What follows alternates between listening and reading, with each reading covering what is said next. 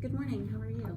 Good. Today we're going to talk about testing your blood sugar, and there are lots of different meters that we can use. We want to use the one that the insurance will cover, the test strips and the Lancets. A couple things about the meters, that they need to be set correctly, the time and date, and there's always a little instruction on your manual how to do that, but today we can go through how to show you that.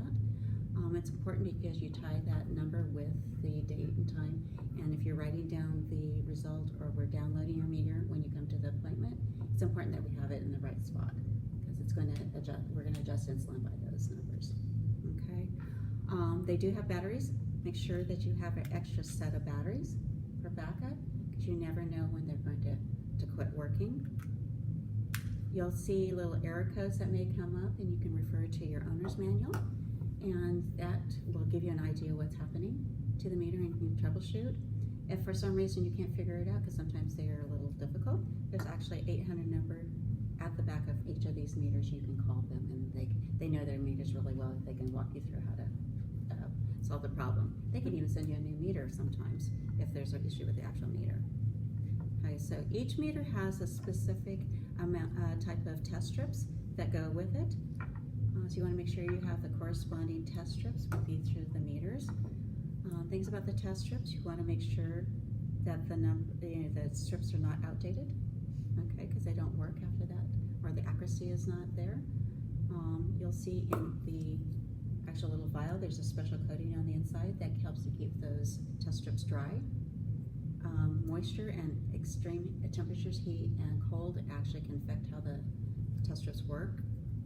Every single little test strip has electrodes, so you want to make sure you know where the electrodes are located. And that's the end that's actually going to go into the meter. And you can see on this test strip, the blood is applied to the end. Some of them it's applied to the side, just so you know exactly what your test strip is, where the blood is applied. Now you don't want to apply blood prior to putting in the test strip. You're going to actually insert the test strip into the meter, and it's going to give you a little prompt when you can apply blood. You can see there's a test strip and a drop of blood, and that's when you're going to actually place the strip into the drop of blood. And you're going to hold it there until it beeps, because if you get too little blood, you're going to get an error message and you have to start that process over. Okay? Now, people wonder how you get the blood for your testing. We do poke your finger. There's many different lancing devices out there, lots of them. Like these three would use a single type of Lancet, so you need to know what your Lancet is for your meter. We want you to change this each time, so you have a fresh Lancet, so it will do a nice clean stick. They get dull after you use them for a number of times, so we want you to use it only once. So, not depth guides on the meters, but the pokers. Okay, there's called the lancing device, but our kids actually tell us, or they call them the pokers. All right, so you need to know how that works. And you can reset them on this one. Some of these, like this lancing device, actually has a barrel of Lancets in here, and this has 6. And so you just need to know what your actual Lancet is used for each of your lancing devices or pokers. Okay. How do we poke your finger? Okay. Number one, we want to wash our hands. We don't have to use alcohol. We're actually washing the hands to take anything off of the finger that will interfere with the test. So if you picked up something that was sticky and sweet, it's going to reflect in that blood sugar and it's going to show it being high. Okay, so wash the hands, dry them thoroughly, and we're going to actually poke on the side of the finger, not at the touchpad, because number one, it does not feel, you won't feel it as much here, but we want to preserve those nerve endings. Okay, and we want to avoid the thumb. Okay.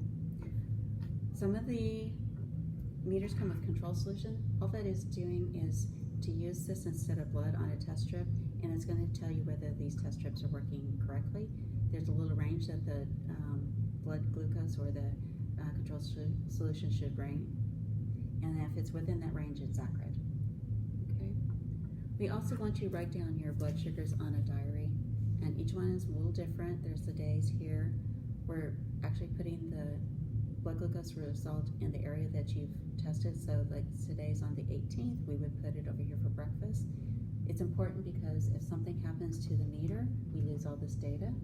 It's also important that when you're using a log, we can actually see patterns a lot easier, and we can make adjustments to your insulin a lot faster and better control. Okay, here's another different type of log. Depending what provider you use, they will use a different log. Do you have any questions? All right, thank you so much. So the last point I want to make before we go today is that it's very important that you bring your meter and your diary to the appointment, because that's the information we're going to use to make adjustments to your insulin. Without it, it's very difficult for us to make any changes. Okay?